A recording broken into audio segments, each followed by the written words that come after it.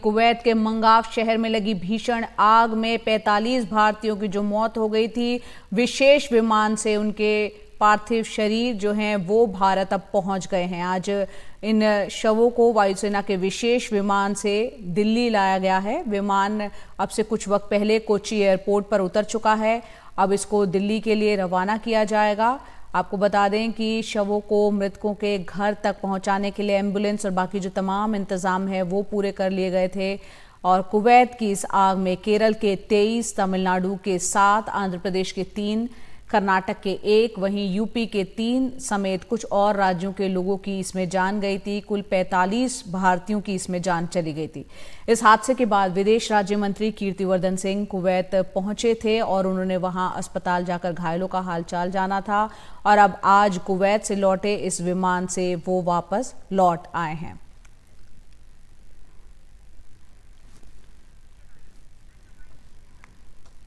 On Prime Minister's insistence, the authorities were very quick about it. They immediately undertook the task of completing the formalities, and we managed to bring back the bodies here as soon as possible.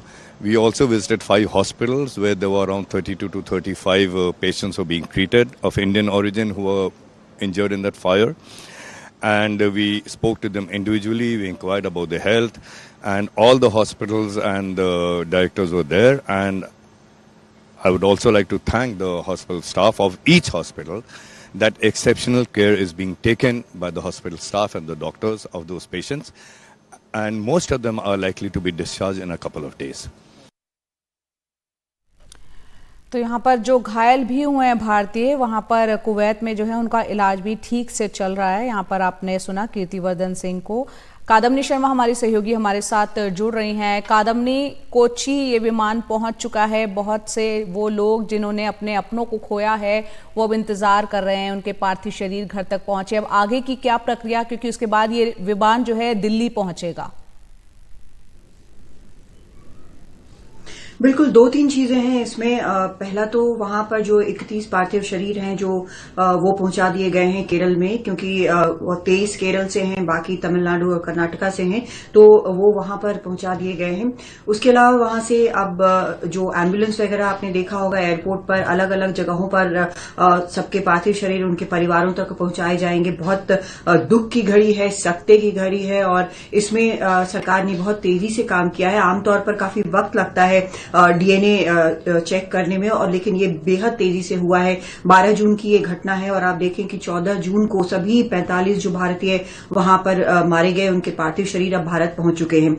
Kochi के airport से जो विमान है air force का वो अब दिल्ली के लिए चल चुका है। यहां पर भी जो बाकी यहां पर अलग अलग जगहों के जो विक्टिम्स हैं उनके भी परिवारों तक उनके पार्थिव शरीर को पहुंचाने की कोशिश की जा रही है। सारे इंतजाम हो गया है। और ये अगर आपने कीर्तिवर्धन सिंह को सुना होगा, उन्होंने ये भी कहा है कि वहां पर अधिकारियों ने बहुत तेजी से काम किया, सहयोग किया, जांच के फौरन आदेश दे दिए गए हैं। और एक बड़ी चीज जो है वो ये भी है कि जो इंश्योरेंस के पैसे हैं और जो मुआवजे के पैसे हैं उसके बारे में भी उन्होंने बात की। उन्होंने कहा है कि जल्द से जल्द परिवारों को ये दिया जाएगा। ये इसलिए अहम है क्योंकि अधिकतर जो ये लोग हैं, जो ये कामगार वहां पर जाते हैं खाड़ी के देशों में, आमतौर पर अब घर में कमाने वाले एक ही होते हैं और उनकी कई जिम्मेदारियां होती हैं। ऐसे में अगर इतने ये लोग मारे गए हैं तो उनके परिवारों के लिए भी कुछ न कुछ इंतजाम करना जरूरी है।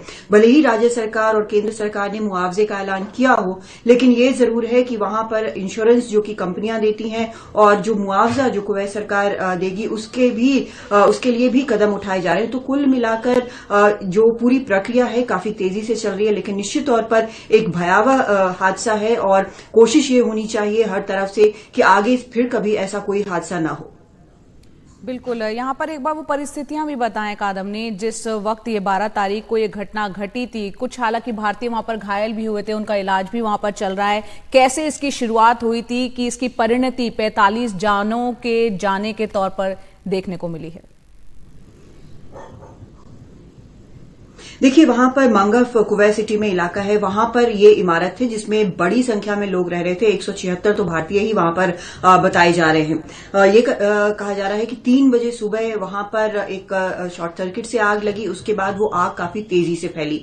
आग तेजी से इसलिए भी फैली क्योंकि जो अपार्टमेंट्स के बीच जो पार्टीशन लगाए गए थे, बताया ये जा रहा है कि वो कार्डबोर्ड के थे, कमरों में कार्डबोर्ड के पार्टीशन लगे हुए थे ताकि अलग अलग लोग वहां पर रह सके। इसके कारण बहुत तेजी से आग फैली और धुएं के कारण, सफोकेशन के कारण कई लोग जो सीढ़ियों तक भी पहुंच गए वो भी जान गंवा बैठे। दूसरी तरफ जो लोग छत पर भागने की कोशिश कर रहे थे, उन्होंने ये पाया कि छत का दरवाजा है, छत तक जो पहुंचने का दरवाजा है वो बंद है। वो बुरी तरह वहां पर फंस गए और ये एक भयानक परिणति इसकी ये हुई कि 45 लोग जो वहां पर थे, उस बिल्डिंग में मौजूद थे जो भारतीय, उनकी मौत हो गई और फिलीपींस के भी 3 जो नागरिक हैं उनकी भी वहां पर मौत हुई है। तो ये एक जो हादसा है वो लापरवाही से चला है, इसलिए भी हुआ है क्योंकि जो वहां पर लॉज हैं, जो नियम है कि ओवर क्राउडिंग नहीं होगी, सुरक्षा के इंतजाम होंगे, इनका पालन नहीं किया गया है।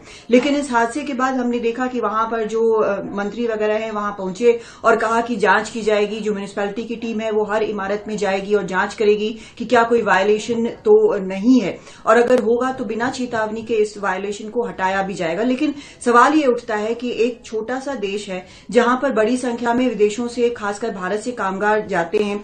कई सालों से लगातार कंप्लेंट्स भी कई प्रकार की जाती रही हैं अलग अलग दूतावासों में भारत की। वहां पर सुरक्षा के इंतजाम निश्चित तौर पर कम थे, जिसके कारण इतना बड़ा हादसा हुआ है। और अब जब ये हादसा हो गया है तो 45 लोगों की जान चली गई है। क्या उसके बाद भी कोई सुधार होगा? सबसे बड़ा सवाल यही है।